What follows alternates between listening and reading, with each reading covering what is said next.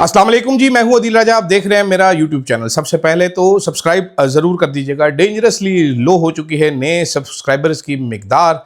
ऐसे लगता है जैसे सब्सक्राइबर को शुगर वगैरह हो गई है, कोई ब्लड प्रेशर हो गया है। तो चोई साहब, नए लोगों तक ये व्लॉग पहुंच नहीं रहा। पुराने मेरे व्यूअर्स जो हैं वो मौजूद हैं। फैलाएंगे तो आगे जाएंगे, तो फैलाएं ज़रूर इसको। मैं भी ज़रा फैलाने की कोशिश करता हूँ, मैं भी वेला बैठा रहता हूँ। जनाब वाला बड़े इंटरेस्टिंग टॉपिक है। एक तो आई है जनाब नई ऑफर इस्टेब्लिशमेंट की तरफ से। वो इस्टेब्लिशमेंट की ऑफर जो है इमरान खान के लिए वो है, माफ़ी नहीं मांगनी तो ना मांगो, लेकिन कम से कम अच्छे बच्चे तो बन जाओ, प्यारी सी बिल्ली बन के दिखाओ। ये कौन ऑफर लेके आया, क्या ऑफर लेके आया, इस पे बात करते हैं जरा आगे जाकर थोड़ी देर में। साथ साथ इस्लामाबाद के रिपोर्टर हैं फ़हीम अख्तर मलिक साहब उर्फ लाला। लाला जी ने एक खबर मारी है कल, बड़ी धांसू खबर, मिलती जुलती है जो मैं आपको दे रहा था। उनकी खबर क्या है, मेरा क्या तज्जिया है, उस पर भी बात करेंगे। फिर सुहेल वड़ाइच साहब ने माफ़ी मांग ली है। ठीक है, अच्छे बच्चे ऐसे होते हैं, गुड बेबीज ऐसे होते हैं जिन्होंने फ़ौरन ही डीजी इस प्यार से माफ़ी मांग ली है कि डीजी साहब मुझे माफ़ कर दें, थोड़ी स्पेस दें, थोड़ी शफकत करें मेरे साथ। अच्छे गुड बॉय की तरह माफ़ी मांग ली है सुहेल वड़ाइच साहब ने। और साथ साथ कुछ तो गड़बड़ है उदय, यहाँ पर कुछ कहानी चल रही है, कुछ गड़बड़ेशन है। वो गड़बड़ेशन क्या है उस पर बात करेंगे, माइनस इमरान खान पर बात करेंगे, और साथ मैडम सीएम का हांगकांग, बैंकॉक, थाईलैंड के शोले चल रहे हैं अब जापान के बाद, जापान यात्रा के बाद। जापान होता है मुझे पता है, लेकिन जापान उर्दू में ज़रा कहना मुनासिब लगता है मुझे। इन सारी चीज़ों पर बात करेंगे। सबसे पहले शुरू करते हैं जनाबे वाला, हम अपने नोटिस उठा लें। अब ये भी बड़ा मसला है। कोई कहता है जी आप इधर से ना देखा करें, आप ढूंढते रहते हैं, सर्च करते हैं। कोई कहता है जनाब आप लिखा करें। मैं सबको खुश करते करते ना खोता खूह में डिग जाता है। मैं वो करूँगा जो मेरा दिल करेगा। जनाबे वाला अंसार अब्बासी साहब, ये भी जंग ग्रुप के एक और नुमाइंदे टाउट हैं। इन्होंने आज एक खबर डाली है। इन्होंने कहा जी इमरान खान की माफ़ी और रही, कॉलम समझ लीजिए इसको। उन्होंने कहा जी इमरान खान की तरफ से माफ़ी पर बहुत बात हो रही है, इस हवाले से फौज का क्या मौक़िफ़ है सबको पता है, इमरान खान का क्या मौक़िफ़ है वो भी सारों को पता है। अच्छा, हुकूमत भी कहती है कि माफ़ी तलाफ़ी पर 9 मई की मुश्किलात से ख़त्म हो सकती है। अब होगा क्या किसी को खबर नहीं। अंसार अब्बासी साहब ने अपनी राय दी है एक, लेकिन ये अंसार अब्बासी साहब की अपनी राय नहीं है। अंसार अब्बासी साहब ने कहा है कि तहरीक इंसाफ की मुश्किलात में कभी इमरान खान के माफ़ी मांगे बगैर भी मुमकिन है। यानी क्या मैंने कहा था, अच्छा प्यारा बेबी माफ़ी ना मांग। साथ क्या कहा था, इसके लिए खान साहब को सिर्फ अपनी हिकमत अमली को बदलना होगा। फौज के साथ अपनी लड़ाई में खान साहब जहां पहुंच चुके हैं और जिस नहज पर कप्तान को उन बेलगाम, बदतमीज़, बदलगाम और बद तहजीब सोशल मीडिया पहुंचा चुका है, वहां से वापसी मौजूदा हिकमत अमली की तब्दीली के बगैर मुमकिन नहीं। बदतमीज़, बदलिहाज, बेजुबान, बेगैरत, बेशरम, हराम खोर सोशल मीडिया कहाँ पहुँच चुका है, इमरान खान को इसका क्या पता। मुझे इस पर यह एतराज़ है, लेकिन मुझे ये पूरा पता है कि इमरान खान की एक आवाज़ पे ये अगर 100% नहीं तो 90% रुक जाएगा। ये जो ऑन स्लॉट है, ये ऑन स्लॉट अब मुझे लग रहा है बहुत ज़्यादा तकलीफ दे रहा है, जहाँ पर पहुँचनी चाहिए थी, इसलिए ये पैगाम आया। लेकिन ये इमरान खान की एक आवाज़ पे ये ऑन स्लॉट रुक सकता है और मोस्ट प्रॉब्ली रुक जाएगा। लेकिन उसके लिए इमरान खान की आवाज़ की ज़रूरत है, जो कि जेल में है, जिनका किसी का एक्सेस नहीं, जिन पे जुल्म और सितम के पहाड़ तोड़े जा रहे हैं। खैर आगे करते हैं। ऐसा नहीं हो सकता कि फ़ौज के खिलाफ लड़ाई जारी रखें, पाकिस्तान की मईशत के हवाले से बुरा सोचें और करें, ताकि इसका सियासी फ़ायदा इमरान खान तहरीक इंसाफ को हो जाए। बैरून मुल्क में बैठे अपने हमायती और यूट्यूबरों को खुली छुट्टी दी जाए, ताकि वो अपने सियासी मफाद के असूल के लिए चाहे किसी भी हद तक चले जाएँ, और चाहे इससे मुल्क का नुकसान ही क्यों नहीं जाए। मुल्क का नुकसान बाजवा साहब ने किया था, वैसे अंसार अब्बासी साहब जितना बड़ा नुकसान बाजवे ने किया और नदीम अंजुम ने किया, आप सोच नहीं सकते। आज भी हम उसके असरात, मेरे जैसे लोग भुगत रहे, मेरे जैसे लोगों को नौकरियों से निकलवाया गया, अरशद साहब की जान ली गई। तो ये तो बात अब रहने ही दें। 9 मई के बाद रियासत की तरफ से तहरीक इंसाफ के खिलाफ सख्त कार्रवाई की गई। नहीं, सख्त कार्रवाई नहीं की गई, बहुत ज़्यादा कार्रवाई की गई। मासूम लोगों की ज़िंदगियाँ तबाह बर्बाद की गई, बगैर इंक्वायरी के लोगों को उठाए गए। कल ही वकील साहब हैं एक लाहौर के, मुझे उनका नाम भूल गया, अमजद है शायद, क्या है उनका नाम, वो 9 मई के मुकदमे पहले दिन से लड़े पीटीआई की तरफ से। उन्होंने बताया कि एक बंदे को ढूंढना था, उसको ढूंढने के लिए पुलिस टीम फैसलाबाद चली गई कि जी जियो फेंसिंग में ये बंदा है, ये बंदा बड़ा ज़रूरी है। जब वो इंस्पेक्टर ट्रैक करते करते पहुंचा तो फैसलाबाद के चौक में पहुंचा, तो वहाँ पर वो बंदा खड़ा भीख मांग रहा था, उसकी दोनों टांगें नहीं थी। तो इंस्पेक्टर उसके पास गया, उसने कहा यार तू लाहौर भी कम मांगता रहे। उन्होंने कहा सर बड़ा अरसा सी मंगी था सी लाहौर, तो मैं उन्हें इस फैसलाबाद वापस आ गया। तो फिर उसने डीएसपी को फोटो बना के, वीडियो बना के भेजी कि सर ये देखिए अब इसका क्या करना है, गिरफ्तारी डालनी है कि छोड़ दो। इसमें भी उसकी अपनी अकल काम नहीं की। तो इसलिए इतना आसान नहीं है कि एक लाइन में आप ख़त्म कर दें 9 मई। ठीक है, चंद दिन पहले लीमा खान के बेटे इन कार्रवाइयों से रियासत की तरफ से जाति का तासुर भी उभरता है। तासुर नहीं बता, सीधा सीधा। और तहरीक इंसाफ की तरफ से बेकसूर अफराद की परख देकर चादर चार दीवारी बहुत सी शिकायत की जाती। अब बगैर माफ़ी मांगे, यहाँ पर आया फार्मूला, बगैर माफ़ी मांगे इन सख्तियों को कैसे कम किया जा सकता है। मेरी जाते में राय में पहले तो इमरान खान को अपना स्टैंड वाज़ह करना होगा कि वो आया इस्टेब्लिशमेंट की सियासत में मुदाखलत के हक़ में या खिलाफ। अगर वो खिलाफ है तो माजी की गलतियाँ तस्लीम करके दोबारा ना करने का अहद करें। फ़ौज को बजाय उनको सियासी जमातों से बात करनी चाहिए, जिसमें शामिल पार्टियां भी शामिल हैं। इस पर बातचीत से बेहतरी के रास्ते निकलेंगे।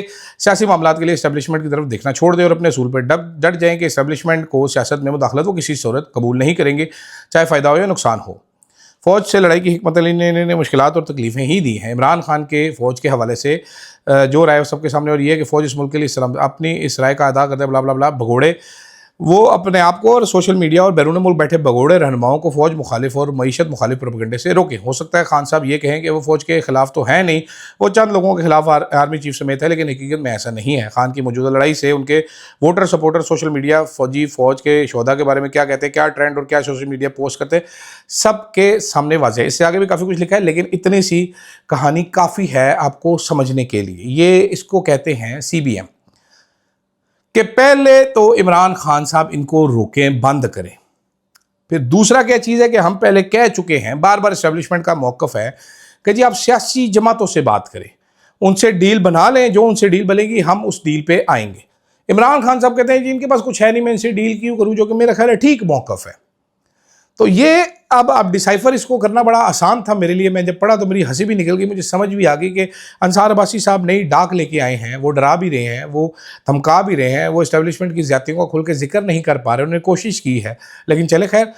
अब प्रॉब्लम ये है कि ये सारी बातें जो अंसार अब्बासी साहब ने लिखी हैं, जो मशवरे हैं, ये इमरान खान तक पहुँचेंगे कैसे। मेरा ज़ाती ख्याल ये है कि अंसार अब्बासी, सुहेल वड़ाई, चंद और लोगों का एक वक्त बना के इमरान खान साहब के पास भेजा जाए, वो उनसे 2-4 घंटे बैठ के डिस्कशन करें और उसके बाद इमरान खान का एक पैगाम रिकॉर्ड करके बाहर ले।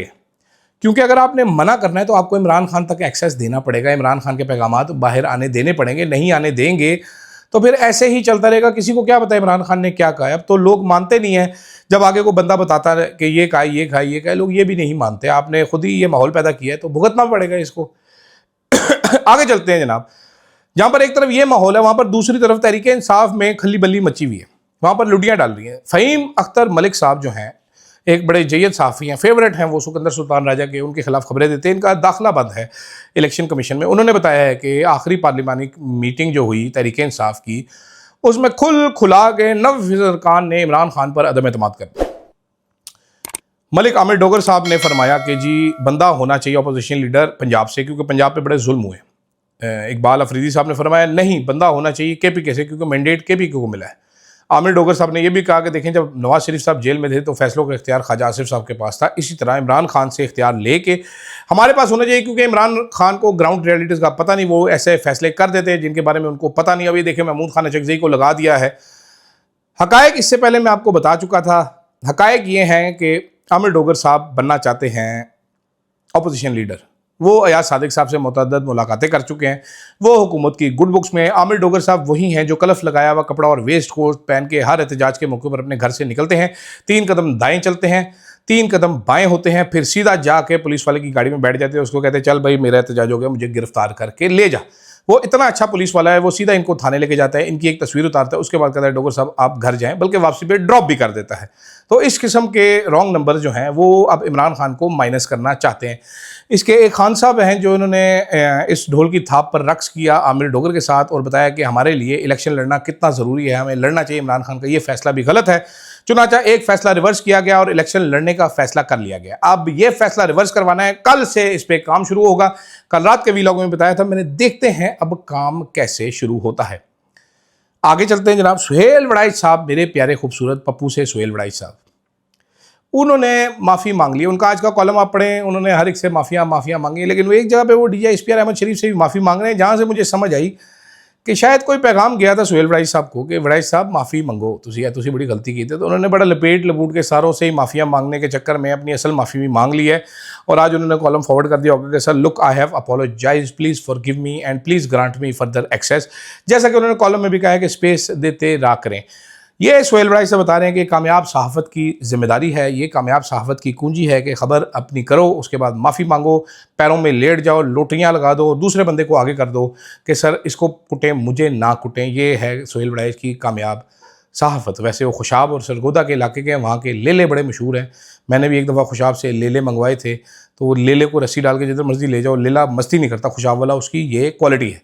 अब जनाबे वाला माइनस इमरान खान की कोशिशें जारी हैं, दूसरी तरफ ऑलिव ब्रांच भी दिखाई जा रही है, कोई नरमी नहीं की जा रही है। ऐसे में इमरान खान कैसे सीबीएम करेगा, ये आपने ज़रूर सोचना है। और कैसे हो गए सीबीएम, कौन पैगाम लेके जाएगा, कौन पैगाम लेके आएगा, सोशल मीडिया को कौन बताएगा, ये बहुत सारे सवालिया निशानात हैं जिनका जवाब देना ज़रूरी है। क्योंकि बड़ी चीज़ अभी क्लियर हो चुकी है कि एस्टेब्लिशमेंट से कोई इलाज नहीं कर सकती, बंदे उठाने के बावजूद, मार कुटने के बावजूद, फायर वॉल, धमकियाँ, साफियों पे पर्चे के बावजूद इलाज कोई परमानेंट हो नहीं पा रहा। इससे ज़्यादा जुल्म अब क्या ही करेंगे, गोलियाँ ही मारी जा सकती हैं। अब तो सीधी जाके दरवाज़ा खोलो, जो भी यूट्यूबर नज़र आए या ट्विटर वाला नज़र आए उसको गोली मार दो। खैर, आखिर में जाते जाते मैडम सीएम अपना 30 बंदों का ऑन्टराज लेके जापान से वापस निकल आए हैं। वापसी पे उन्होंने फिर बैंकॉक रुकी हैं, थाईलैंड, वहाँ पर शॉपिंग भी की। वहाँ पर चंद ओबाश नौजवानों ने उनके ऊपर फ़िक्रे कसे, जो कि बड़ी बुरी बात है। ख़वातीन के ऊपर फ़िक्रे नहीं कसने चाहिए, बिल्कुल नहीं कसने चाहिए। लेकिन ये ख़वातीन वो नॉर्मल ख़वातीन, सादी ख़वातीन नहीं है। ये वो ख़वातीन है जो आपकी माओ बहनों को गालियाँ निकालती हैं। ये आपके वोट चोरी के नतीजे में ख़वातीन मार्ज़ वजूद में आई हैं। तो लिहाजा सियासी ख़वातीन को कुछ तो भुगतना पड़ेगा। मैं जस्टिफाई नहीं कर रहा, लेकिन आप देखिए कि कैसे कैसे हीरे चुन के लगाए गए। माले मुफ्त दिले बेरहम कैसा होता है, हमारा पैसा और हमें ही म्याऊं है यहाँ पर। और एयरफोर्स वालों पे भी मुझे हैरत होती है कि जहाज़ अपना दिया हुआ है, पीछे उसका पता नहीं इंजन ही निकाल ली कैप्टन सफदरबाद में। खैर, फ़िलहाल के लिए मुझे दीजिएगा इजाज़त।